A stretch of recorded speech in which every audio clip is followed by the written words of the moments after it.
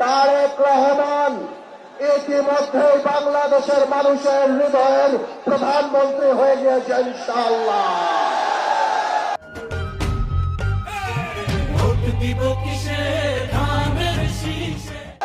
এই হৃদয়ের প্রধানমন্ত্রীকে ভোলাবাসীর তরফ থেকে সবার আগে একটা দাবি জানিয়ে চাই, আমাদের হৃদয়ের প্রধানমন্ত্রী, আগামীর বাংলাদেশের প্রধানমন্ত্রী, আপনি আমাদের ভোলা বরিশাল সেতু করে দেবেন ইনশাআল্লাহ।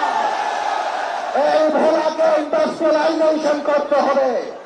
এই ভোলায় যত বক্তব্য আছে খালি বলে ভোলার গ্যাস কিভাবে আনবো, ভোলাকে কি দিব তা কেউ বলে না।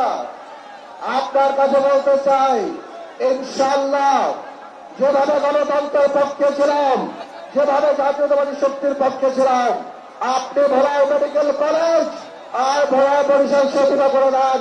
সারা জীবন জাতীয়তাবাদীর পক্ষে থেকে এই গণতন্ত্রের পতাকা ইনশাআল্লাহ উত্তোলন করে রাখবো। আলহামদুলিল্লাহ।